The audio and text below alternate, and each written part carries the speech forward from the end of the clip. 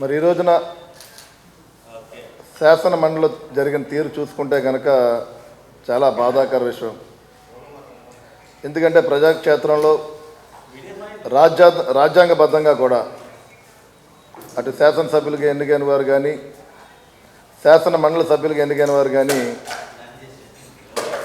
ప్రజల శ్రేయస్సు కోసం రాష్ట్ర అభివృద్ధి కోసం పనిచేయవలసిన తీరు అంటే వైఎస్ఆర్ పార్టీ వారు సభకు రారు, ఏ రకమైన ప్రజల సమస్యల కోసం కూడా పోరాడే పరిస్థితి లేదు. హిందూ సమాజానికి సంబంధించిన భక్తులు కానీ భారతదేశంలో ఉన్న హిందువులు కానీ అదేవిధంగా ప్రపంచంలో ఉన్న హిందువులు కానీ మరి వెంకటేశ్వర స్వామిని మన కలియుగ దైవంగా చాలా పవిత్రంగా చూసుకునే పరిస్థితి. మరి అలాంటిది ఈ రోజున శాసన మండలిలో వారి సభ్యులందరూ కూడా మరి వెంకటేశ్వర స్వామి యొక్క ప్లకార్డులను తీసుకుని మరి వారి చెప్పులు బూట్లు వేసుకొని ఆ ప్లకార్డ్స్ని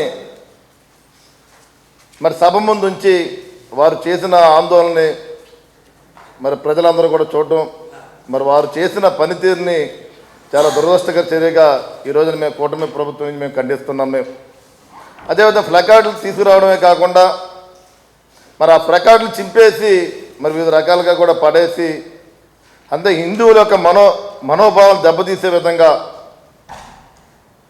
మరి వారు వాళ్ళ పనిచేసిన తీరు చాలా దారుణమైన సంగతి. దానికి హిందువులందరూ కూడా పూర్తిగా ఖండించవలసిన అవసరం ఉంది. మరి గతంలో కూడా చూసుకున్న ఏదైతే కల్తీ లడ్డు విషయంలో కూడా మరి ఆ రోజున పవన్ కళ్యాణ్ గారు కూడా స్పందించి ఏదైతే పశ్చాత్తాప దీక్ష ఏర్పాటు చేసి తిరుపతి వెళ్ళి స్వయంగా ఆయన అక్కడ శుద్ధి చేసిన తీరు అని అన్ని రకాలుగా కూడా మరి పవన్ కళ్యాణ్ గారు సనాతన ధర్మంలో భాగంగా హిందువులు సహకరించే విధంగా మరి ఆయన కానీ చంద్రబాబు నాయుడు గారు కానీ ముందుకు వస్తున్నారు. మరి వైఎస్ఆర్ పార్టీ ఎప్పుడూ కూడా హిందువుల యొక్క మనోభావం దెబ్బతీసే విధంగానే మరి ఆ పార్టీ వెళ్ళడం. మరి గతంలో చూడండి మరి టీటీడీ చైర్మన్గా భూమ కరుణాకర్ రెడ్డిని కూడా ఏర్పాటు చేసి అతను ఒక నాస్తికుడు, హిందువులకు దూరంగా ఉండే వ్యక్తి, అలాంటి వ్యక్తిని కూడా అక్కడ చైర్మన్గా నియమించడం. వైఎస్ఆర్ పార్టీ నిరంతరం హిందువులకు మనోభావం దెబ్బతీసే విధంగానే ఆ పార్టీ ముందుకు రావడం మనందరం చూస్తున్నాం.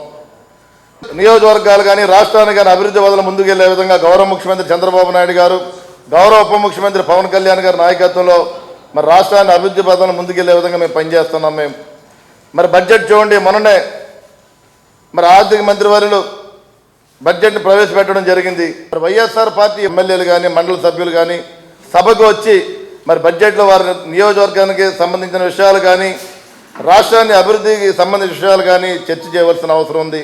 అలాంటిది ఎక్కడా లేదు. ప్రతిపక్ష హోదా కావాలంటారు, వివిధ రకాలుగా కామెంట్స్. మరి సభ జరిగిన మొదటి రోజునే గౌరవనీయులు గవర్నర్ గారు ప్రసంగిస్తుంటే ఆయన అడ్డుకున్న తీరు, మరి ఆ రోజున కూడా పేపర్లు చింపి ఆయన మీద చింపిన తీరు, అంటే ఏ రకమైన సభను ఏ రకంగా వాళ్ళు గౌరవిస్తున్నారన్నది కూడా అర్థం చేసుకోవాలి. మరి చైర్మన్ గారికి కూడా నోటీస్ ఇవ్వడం జరిగింది. అందరూ కలిసి సభ్యులందరూ కలిసి కుల మతాలు కలిపే విధంగా జనసేన పార్టీని స్థాపించిన తర్వాత పవన్ కళ్యాణ్ గారు కులాలన్నీ సమానంగా కలుపుకుని ప్రయాణం చేయాలి, ప్రతి ఒక్కరు కూడా సమానంగా ఉండాలన్న ఆలోచనతోటి మరి ఆ రోజున జనసేన పార్టీ సిద్ధాంతాలు ఒకటిగా మరి ముందుకెళ్ళడం. మరి మాకు కానీ కార్యకర్తలందరికీ కానీ ప్రతి ఒక్క కుల మతాన్ని కలుపుకునే విధంగానే జనసేన పార్టీ కానీ పవన్ కళ్యాణ్ గారు కానీ ముందుకెళ్ళడం. మరి అదేవిధంగా పెన్షన్ విషయం కూడా మాట్లాడుతున్నారు. వైఎస్ఆర్ నాయకులు వచ్చి తక్కువ పెన్షన్లు ఇస్తున్నారని చెప్పి మేము ఒక్కడే తెలియజేస్తున్నాం. నువ్వు ఆ రోజున అధికారంలో ఉన్నప్పుడు 2,000 రూపాయలు ఉన్నది 3,000 రూపాయలు చేస్తా అని చెప్పి 1,000 రూపాయలు దాదాపు 5 సంవత్సరాలు నువ్వు 5 సంవత్సరాలు 1,000 రూపాయలు పెంచిన తీరు. మరి కూటమి అధికారంలోకి వచ్చిన తర్వాత మరి 3,000 ఉన్నది 4,000 రూపాయలు మొదటనే 1వ తారీఖునే ప్రజలందరికీ కూడా ఇళ్ల వద్దకు వెళ్ళి మేమందరూ కూడా ఇస్తున్నాం. మరి దానిలో గౌరవ ముఖ్యమంత్రి చంద్రబాబు నాయుడు గారు కూడా మరి ఆ 1వ తారీఖున పెన్షన్ విధానంలో కానీ ఇవ్వడం కానీ, అదేవిధంగా గౌరవ ఉప ముఖ్యమంత్రి పవన్ కళ్యాణ్ గారు కూడా మరి 1వ తారీఖున పెన్షన్ ఇవ్వడం కానీ ప్రతి ఎమ్మెల్యే కూడా బెనిఫిషరీ దగ్గరికి వెళ్ళి పెన్షన్ ఇవ్వడం జరుగుతుంది. అదేవిధంగా మీకు ఏదైనా బాధ్యత ఉంటే కనుక వైఎస్ఆర్ నాయకులకు, వైఎస్ఆర్ ఎమ్మెల్యేలకు కానీ ఇవాళ మీరందరూ కూడా ప్రజాక్షేత్రంలో ప్రజలు ఎన్నుకోబడ్డారు మిమ్మల్ని. మీరు ప్రజల కోసం పని చేయవలసిన అవసరం ఉంది. రాష్ట్ర అభివృద్ధి కోసం మీరు పని చేయవలసిన అవసరం ఉంది.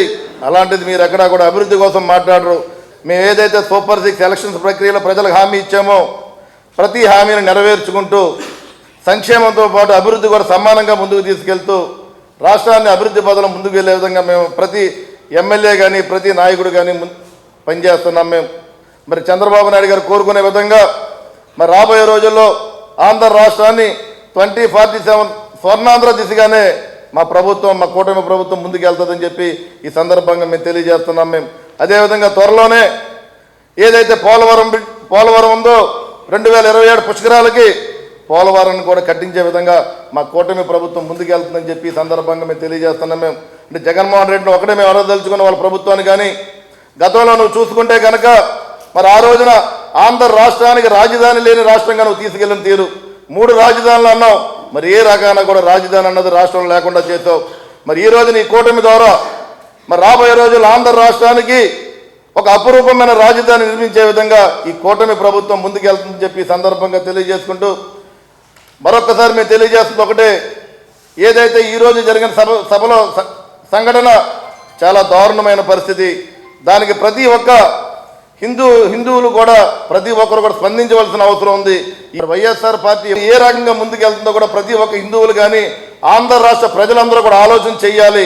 ఎందుకంటే సమాజంలో మన భారతదేశంలో మనందరూ కూడా హిందువులు కానీ ముస్లిం కానీ క్రిస్తువులు కానీ అందరూ సమానంగా ఉండవలసిన బాధ్యత మనందరిలో కూడా ఉంది.